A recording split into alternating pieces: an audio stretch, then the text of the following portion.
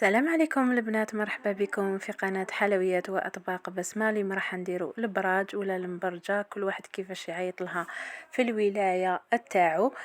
تابعوا الوصفة للآخر.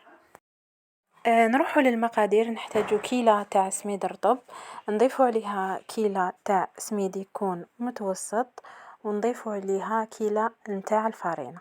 نفس الكيلة اللي كيلت بها السميد تاعي نكيل بها كامل المقادير، ونزيد نضيف عليهم قرصة نتاع الملح وكيس تاع خميرة الحلويات.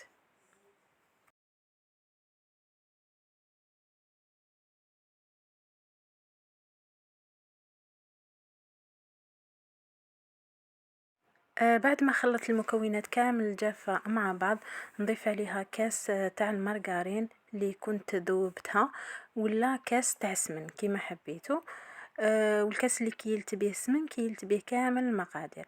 هنا البنات نكمل نبسس هذاك السميد تاعي بيان كوم يلفو بواسطة الأصابع بهذا الشكل. بعد ذلك نضيف عليه كاس معمر نتاع الحليب. في هذه المرحلة البنات نكمل نضيف الكاس تاع الحليب كامل على هذاك سميد اللي درتو. ما تخافوش في هذه المرحلة، عادي جدا كيبان لكم هذاك السميد تاعكم ما شربش. نكمل نضيف الحليب تاعي وندخل هذاك الحليب بواسطة اليد حتى تتكون عندنا عجينة، ونخليها ترتاح. كي نخليها ترتاح البنات نعاودو نولو ليها، نخلوها مدة 10 دقائق إلى 4 ساعة. ولا كي تشوفوا هذاك سميد شرب هذاك الحليب، خدموا بالعجينة تاعكم عادي جدا.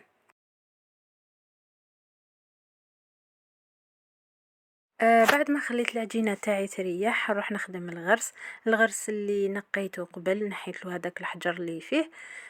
واش ندير له؟ نروح نضيف له كمية من الزيت، ونبدا نخدم فيه هكا بهذا الشكل بيدية، ونضيف له ماء الزهر. ندير له الزيت، كمية من الزيت، ونضيف له ماء الزهر باش هذاك الغرس ما يجيناش يابس لداخل البراج تاعنا.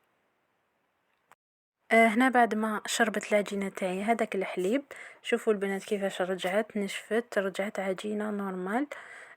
نقسمها على 2 ونبدأ نخدم.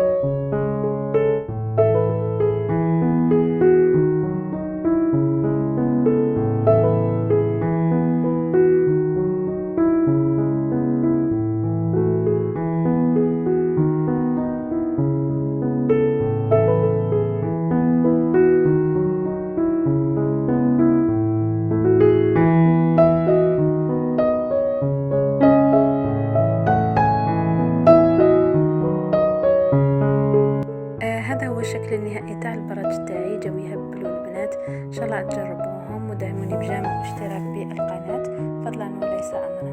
مع السلامة.